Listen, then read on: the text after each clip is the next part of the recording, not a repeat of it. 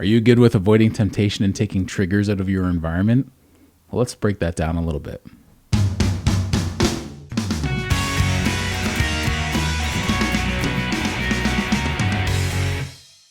What's shaking bacon? My name is Bruno Panucci. I've been doing this carnivore way of eating for a year and a half consistently. I've been doing it on and off for many years before that. I've lost 150 pounds so far, and I have more to go, probably about another 80 pounds. So I'm doing this lion diet right now. And I was talking to a client of mine. I had this really great client. We just met this week and we just hit it off. We got along really well. And I'm a registered massage therapist. So I get a lot of time with some of these clients. And were just talking about lots of different things. And one of the things that came up in conversation was I'm on a zero carb way of eating. It was really interesting. We talked about it. He didn't ask too much about it. We just talked about a lot of different topics. And he came back for his second follow-up session. And he said to me after, talking for about 15 or 20 minutes, he said, I was telling my wife about what we were talking about, lots of the different things we talked about. And I happened to talk to her about that. And the next day she came up to me and said, you know what? We're starting this tomorrow. And he was like, really? And so I had no idea they were even contemplating anything like that. I don't think he had any idea they were contemplating anything like that, but she seemed up for it. Now, one of the things that seemed to make it appealing to them was I was talking about how it tends to really help joint pain and inflammation, typically within 4 days to a week, usually closer to 4 days. So most people, when they do this way of eating, it manages a lot of that. The one thing that often happens when I'm talking to clients about this carnivore way of eating is they say they can't do certain things, like they can't give up their alcohol. Normally, that's the one main thing people say they can't give up. Women, often it's their glass of wine at the end of the day, and men, it's their alcohol or beer at the end of the day. It's really difficult because maybe keto is a better way to go for them, because that way they can have some wine or alcohol in their diet, and it's not going to be too difficult from a caloric or zero carb point of view. So one of the problems people have is avoiding those tempting foods that they refuse to give up. So let's talk about this a little bit. One thing people have to keep in mind when they're trying to avoid temptation is to take triggers out of their environment. It's bad enough we have the deck stacked against us because there's constant commercials on TV, in magazines, the internet, newspapers, you name it. There's constant stimulation around us when it comes to food and foods we're not allowed to eat. Now, when you've been doing this for quite a while, those foods aren't tempting, not like they were in the beginning. I can sit in front of one of my favorite foods and say ice cream or pizza, and it doesn't really trigger me anymore. Now, I don't believe I'm above temptation. Don't get me wrong. It's just such a minor temptation. It's barely even registering. But one of the first things I think people have problems with is talking about how they can't do a particular way of eating. And maybe it's keto for some people. Maybe it's Atkins for other people. Maybe it's a carnivore or vegan or vegetarian way of eating. But for the context of this video, obviously it's going to be centered around carnivore. And what you have to do is get rid of that mindset that you can't do something. Saying you can't do something is a negative mindset. You don't want to put yourself in it. That's the foundation.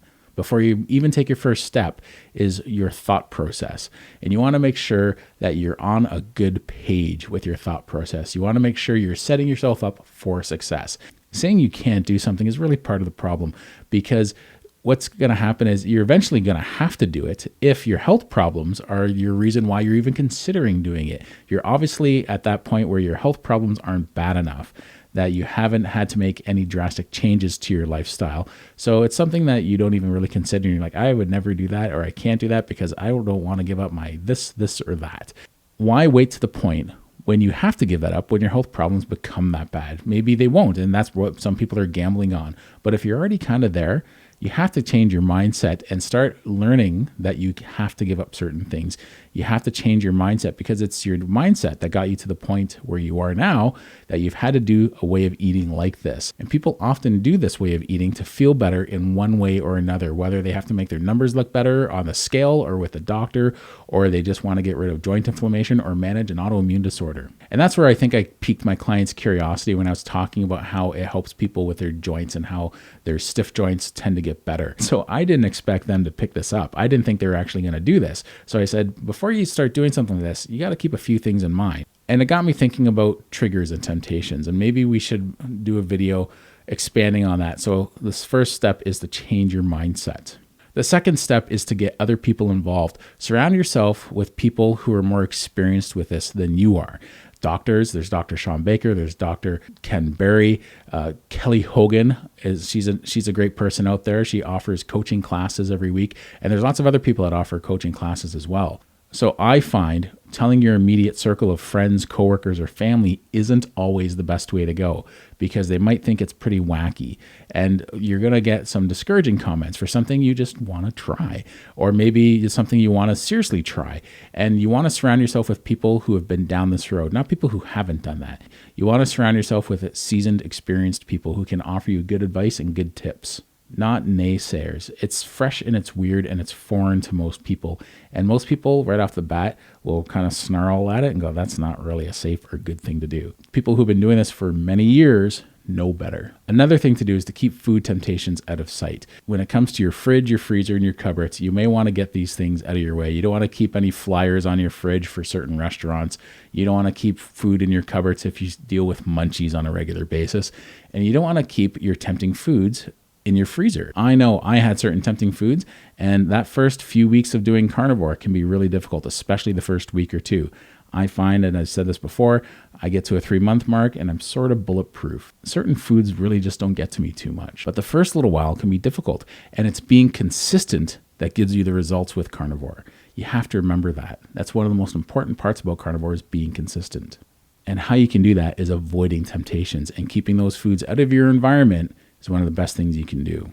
And the same thing applies to your work. If you have a difficult time being in the lunchroom when you're starting this way of eating because other people are eating foods that are really tempting, maybe it's not a good idea to be there, because you might go home and just grab that stuff because you've been thinking about it all afternoon. So remove it from your sight for the first little while. Now consider your schedule. Maybe it's something you have to consider, how much your home or your work schedule or your social schedule. Are you going to someone else's house for a meal? Are you going out to a restaurant? Are you finding it difficult when you're at work, at your lunch or breaks? You want to make sure you're setting yourself up for success. So you want to keep your schedule in mind so that you know how to plan for that and bring certain foods to those events and those places so that you're not going to be in tempting situations. So along with that, plan ahead. You don't just want to cook your food each meal, because that's going to be a difficult way to go. I think a good thing to do is to cook some meals in advance so you can keep certain snack foods in the fridge that you can always have access to.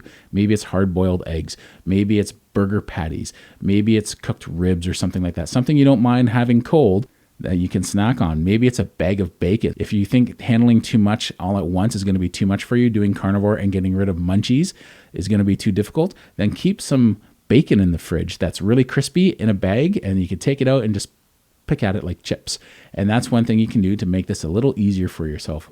Who's going to want to say no to bacon? Just make sure you're using a bacon with very little sugar in it. Keeping food temptations out of sight is one thing, but removing them from your environment is another one. And there's more to it than just not having food in your fridge or in your cupboards or your freezer that you think you might give in with. But, if you're watching the internet a lot or TV commercials and you're constantly being bombarded by chocolate bar ads or ice cream ads or different ads, that's not a really good thing to do for yourself. So you want to avoid those situations. You don't want to go to areas of the grocery store that are going to trigger you to want to buy those things. You don't even maybe want to go to that usual grocery store. Change it up and go to a different grocery store just for a while, just to get out of the habit of going down that cookie aisle. When you walk into that grocery store, your brain's already working without you even realizing it. And it's thinking, ooh, this is where we normally go to get our cookies or our pizza or our ice cream. So you want to change it up, go to a different environment, and try and avoid TV shows for a while. Maybe download some shows so you don't have to worry about the commercials for a little while.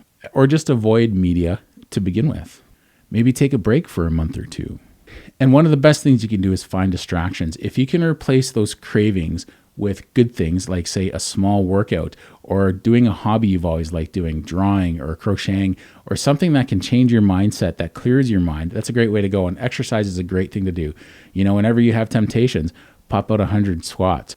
And if you have temptations again later on, pump out 50 push-ups or 20 push-ups, whatever you need to do to give your body a bit of a jolt. And exercising is a great way to go for that, because it's also going to have an effect on your hormones. You're setting yourself up to actually do better. And Kelly Hogan gets into this in more detail. You're replacing a bad habit with a good habit.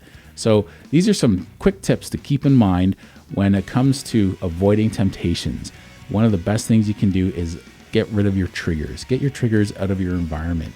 So I hope you found this video educational. I hope you found it informative. If you like it, give it a thumbs up and comment. I really do enjoy reading your comments. I like to respond to as many as I can. I hope you're doing well. Take care.